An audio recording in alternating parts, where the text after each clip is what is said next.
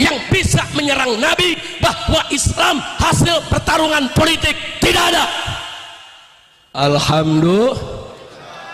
Kira-kira jelas gak?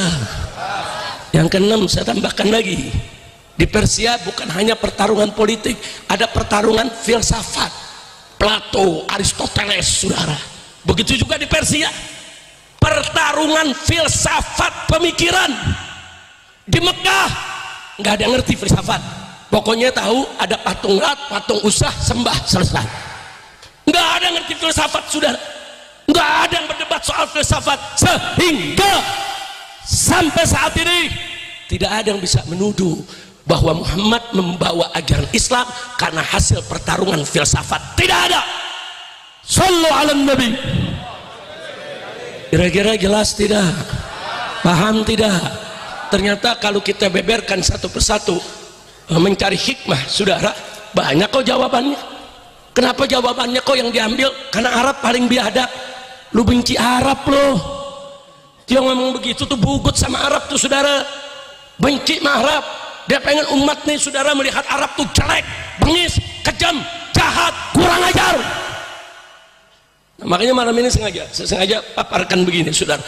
Kalau anda mau ingin lebih rinci lagi, kupasannya bagus sekali, saudara, silakan baca kitab Fiqhus Sirah yang dikarang oleh Asy-Syahid saudara Asy-Syaikh Muhammad Ramadan Al-Buti radhiyallahu taala anhu wa an walidayhi. Baca, saudara, dia jelaskan satu persatu, saudara, kenapa sih Nabi itu diutus di tengah bangsa Arab, apa sih rahasianya. Nah, kira-kira sampai sini jelas tidak? Jelas tidak? Jadi nggak ada urusan, saudara, dengan Arab paling biadab. Kalau Arab biadab, ya kan yang lain biadab juga. Betul? Betul? Jadi kalau ada yang ngomong kenapa Nabi diutus, saudara, dulu oleh Allah ke dunia ini karena seluruh dunia dalam kebiadaban. Betul. Tapi kalau dia katakan karena Arab paling biadab, tunggu dulu. Tunggu dulu bilang Arab paling biadab, saudara. Enaknya paling biadab apa dia nggak lihat? Bagaimana akhlaknya Sayyidina Abu Bakar Siddiq? Bagaimana akhlaknya Sayyidina... Serakah pakaian berantakan di lemari? Temukan gantungan baju 9 in 1, solusi yang instan dan multi. Apa dia nggak lihat? Bagaimana akhlaknya Sayyidina Abu Bakar Siddiq? Bagaimana akhlaknya Sayyidina Umar Ibn Khattab? Bagaimana akhlaknya Sayyidina Utsman Ibn Affan? Bagaimana akhlaknya Sayyidina Ali Ibn Abi Thalib dan sahabat yang lain radhiyallahu anhum. Nah, jadi jangan seenaknya, saudara, membuat narasi-narasi yang mengobarkan rasa benci kepada Arab. Sekarang ini nih, saudara, kampanye anti Arab ada tidak? Ada tidak? Hati-hati. Menyerang Habaib Pak Alwi, tujuannya menyerang Arab. Hati-hati. Mau menyerang Arab, tujuannya nyerang Islam. Bukan Pak Alwi sama Arab cuma batu loncatan, saudara. Kalau Pak Alwi habis, Arab habis, dibenci di bumi ini, maka besok mereka akan habisi Islam. Bahaya tidak? Bahaya tidak? Nah, kalau gitu nih yang begini-begini gerakannya biarkan atau lawan? Jawab yang jujur, biarkan atau lawan? Makanya umat hati-hati, bu, ibu-ibu kayaknya tidur. Coba angkat tangannya ibu-ibu, bu. Alhamdulillah bangun semua.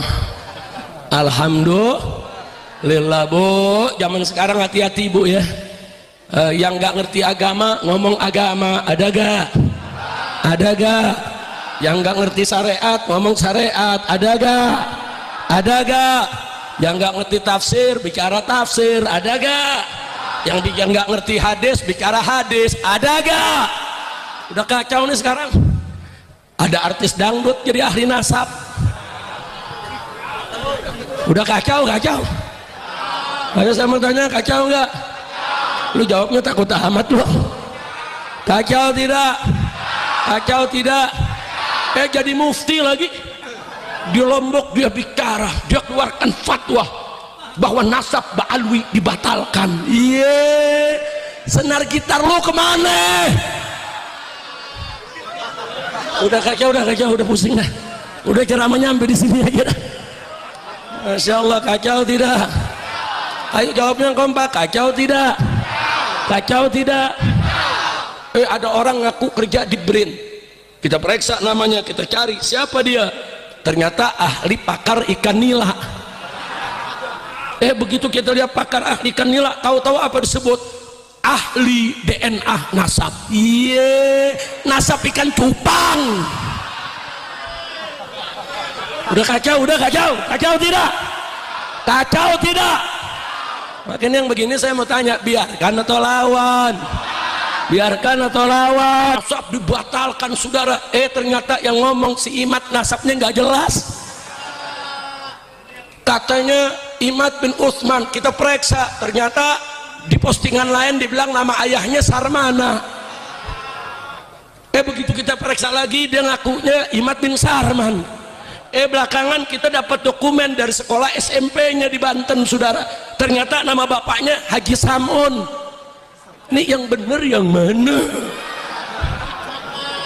Ya bukan, nasabnya aja nggak jelas, mau cerita nasab Pak Alwi.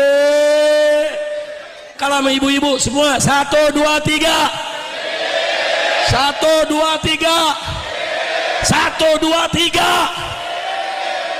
Si Imad urusannya dengar begini stroke lagi. Tapi saya maklumi bu, saya maklumi kenapa Imad begitu. Loh kok dimaklumi Beb? Ya bagaimana nggak dimaklumi, begurunya sama orang yang bisa bahasa semut. Ya pantas aja guru edan murid gila. Lo tahu bahasa semut? Makoli lakoni rahmata. Apa dia ngomong? Gua nggak paham. Saya mau tanya nih, ini masyarakat Kebun Jeruk ada yang paham nggak? Ada yang paham? Makoli lakoni rahmatan, makoli lana rahmatan, makoli. Paham nggak lo? Paham nggak? Sama. Udah yang begini-begini saudara, ini merusak tatanan keharmonisan hubungan antara habaib dengan ulama. Saudara, ini sebagai penutup dari saya, habaib dzurriyyatun Nabi sallallahu alaihi wasallam, mereka adalah keturunan Nabi kita Muhammad sallallahu alaihi wasallam. Mereka punya kedudukan mulia, Allah dan Rasulnya yang memuliakan. Bahkan Allah mewajibkan kepada umat Islam orang beriman untuk cinta dan hormati mereka. Sampai-sampai Sayyidina Abu Bakar Siddiq mengatakan dalam hadis sahih, dalam Sahih Bukhari saudara, urqubu Muhammadan fi ahli baiti, jaga kehormatan kau punya Nabi di keluarganya, cintai, hormati mereka. Bahkan dalam ayat Quran saudara, Allah yang katakan kepada Nabi, qul la as'alukum alaihi ajra illa mawaddata fil qurba. Katakan hai Nabi, katakan hai Muhammad, katakan kepada kau punya umat, la as'alukum alaihi ajra, aku tidak meminta upah apapun atas segala jasaku, illa kecuali al mawaddah, cinta kasih, fil qurba, di dalam kerabat keluargaku.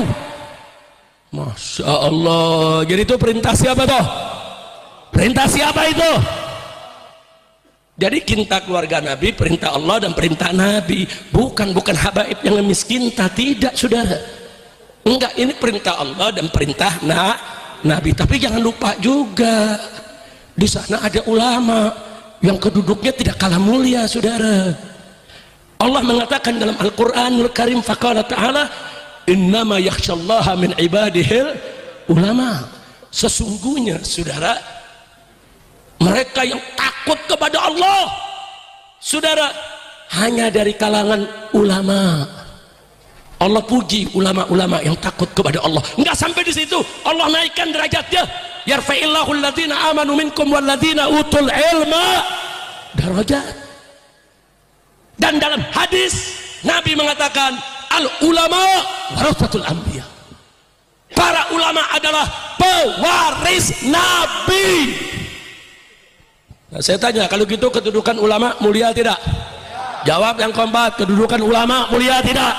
Kedudukan kiai mulia tidak? Kedudukan ajengan mulia tidak? Kedudukan para tuan guru mulia tidak? Siapa yang memuliakan mereka? Siapa yang memuliakan mereka? Takbir. Niki para Rasulullah, sesuatu yang berkaitan dengan Rasulullah itu sangat penting. Sahabat itu sangat memperhatikan sesuatu yang berkaitannya dengan Rasulullah. Nanti para Rasul Sayyidina Abu Bakar As-Siddiq ketika ditanya tentang masalah hukum syariat, maka Sayyidina Abu Bakar As-Siddiq langsung memanggil para sahabat. Siapa kira-kira yang tahu barangkali Rasulullah itu pernah dawuh kados ngeten?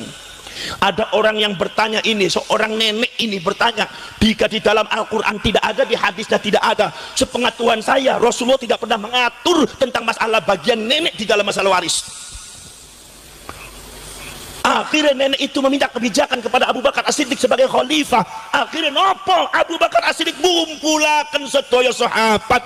Begitu sudah dikumpulkan, maka sahabat Al-Mughirah bin Syu'bah mengatakan, Rasulullah pernah bersabda di depan saya bahwa seorang nenek itu adalah bagian warisnya adalah 1/6. Apa Abu Bakar As-Siddiq padu nerima langsung? Ora. Apakah langsung diterima omongan sahabat Mughirah bin Syu'bah? Ora. Padahal sahabat Mughirah bin Syu'bah itu adalah seorang sahabat. Para ulama mengatakan sahabat itu adalah semuanya adil. Jadi la yumkinu kidbuhu, orang mungkin bohong. Tetapi karena ini berkaitan dengan dawuhnya Rasulullah, sahabat Mughirah bin Syu'bah niku ngendika tentang masalah dawuh Kanjeng Nabi, maka Abu Bakar As-Siddiq menyumpah beliau, sumpah. Sahabat disumpah.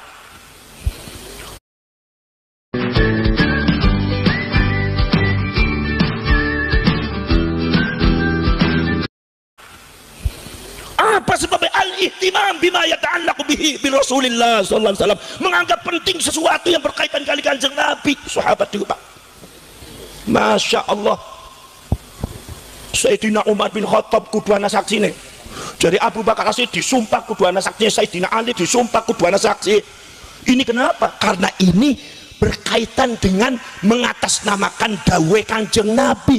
Milo kuduana sumpah, milo kuduana saksi. Ini orang anak sumpah, orang anak saksi, orang bakal diterima bareng Abu Bakar As-Siddiq, orang bakal diterima di batang Sayyidina Ali, orang bakal diterima di batang Sayyidina Utsman, orang bakal diterima di batang Sayyidina Umar. Kenapa? Inilah al-ihtimam bima yata'allaqu bi Rasulillah sallallahu alaihi wasallam. Ihtimam yaitu adalah menganggap penting sesuatu yang berkaitan kali Kanjeng Nabi Muhammad sallallahu alaihi wasallam. Ini Ba'al Habaib, ini mengaku cucunya Rasulullah dengan nasab-nasab yang susah dimasuk akal. Orang masuk akal susah dijadikan susah dibahasnya, buktinya tidak ada. Kitab-kitabnya kadang-kadang banyak yang tidak benar, cerita-ceritanya banyak yang bohong. Ini wajib dibahas oleh ulama-ulama Indonesia, dan wajib pemerintah itu turun tangan dalam masalah ini. Kalau seandainya ternyata nasab daripada Ba'alwi itu tidak benar, mencangkokkan kepada Rasulullah, sementara bangsa Indonesia masih ada yang meyakini, maka ini yang berdosa bukan orangnya saja, ulama, kiai dan pemerintah. Dosa kabeh. Ngrasane wong Islam tapi orang peduli marang Nabi ini. Gini apa mata? Dibahas. NU ini kudu bahas, ngadakan bahsul masail, Kiai Imaduddin diundang, kabeh niku dibahas, kabeh ini bagaimana nih? Karena apa? Ini masalah berkaitan dengan Rasulullah. Ojo bilang Habib, ojo bilang Ba'alwi. Ini tidak ada kaitannya dengan benci, tidak benci. Ini tidak ada kaitannya dengan adu domba. Ini tidak ada kaitannya dengan sengit geting ning wong ora. Dalam rangka mencari fakta kebenaran bagaimana? Karena ini berkaitan dengan Rasulullah. Nek wong ngaku putuhe wong liya, ya orang nana sing peduli, tapi lang angkrono wong ning Karanganyar aku putuhe Mbah Hasyim Asy'ari. Setikat Mbah Hasyim Asy'ari bae kudu ditelusuri, wajib. Rasul, doktrin daripada Ba'alwi dan Habaib yang banyak menyesatkan masyarakat itu berawal muncul daripada mentalitas mereka yang mengaku dirinya cucunya Rasulullah. Insyaallah nanti masalah itu nanti Om Haji mau menerangkan masalah itu nanti. Beliau sangat punya data-data yang lengkap. Saudara-saudara sekalian, makanya saya hanya membuka saja. Saya hanya mengutuk hatinya panjenengan sedoyo. Jangan sampai membiarkan umat dalam kesesatan. Jangan sampai membiarkan umat bingung. Al-ulama warathatul anbiya. Ulama itu pewarisnya para nabi. Kalau nabi Rasulullah SAW dan Al-Quran itu tujuannya untuk mengklarifikasi sesuatu kemungkaran dan kebatilan yang pernah terjadi di kalangan masyarakat, maka para ulama juga harus mengklarifikasikan. Kula bari tanglet panjenengan niku kitab napa? Al-Qur. Nabi ini nabi sapa? Kanjeng Muhammad sallallahu. Panjenengan moga dumateng setiap kitab Siratun Nabawiyah bi'tsatu Muhammadin dibangkitake Kanjeng Nabi Muhammad ini fungsi apa? Fungsine napa? Napa mung Kanjeng Nabi cuma hanya mengajari akhlak? Ora.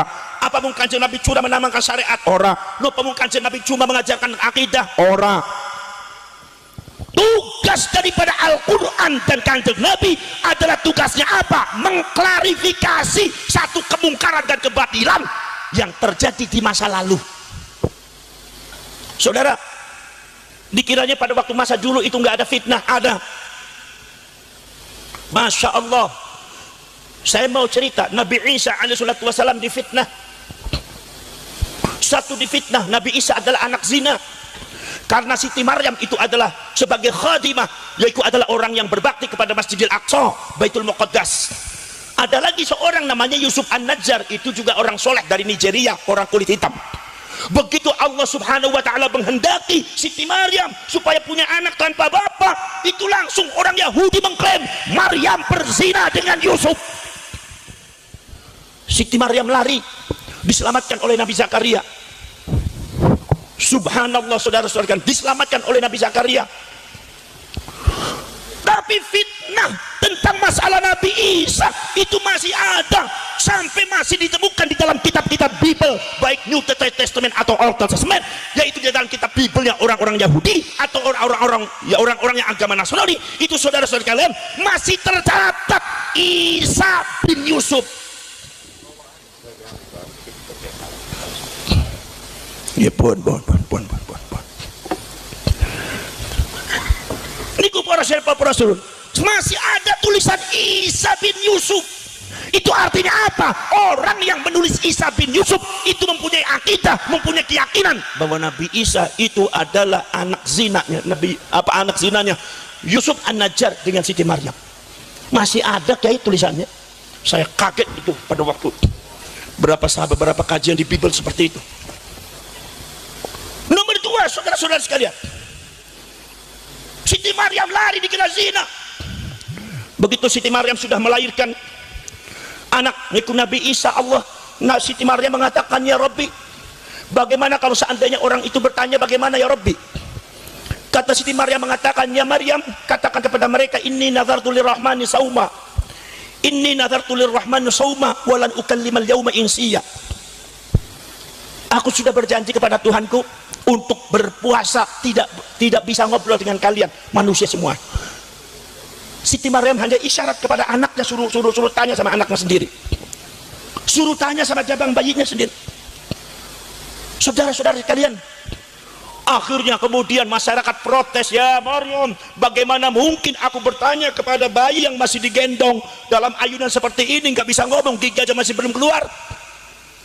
Allah subhanahu wa ta'ala memberikan kekuatan kepada bayi itu. Nabi Isa masih jabang bayi, masih belum keluar giginya, tapi bicara secara fasih, ini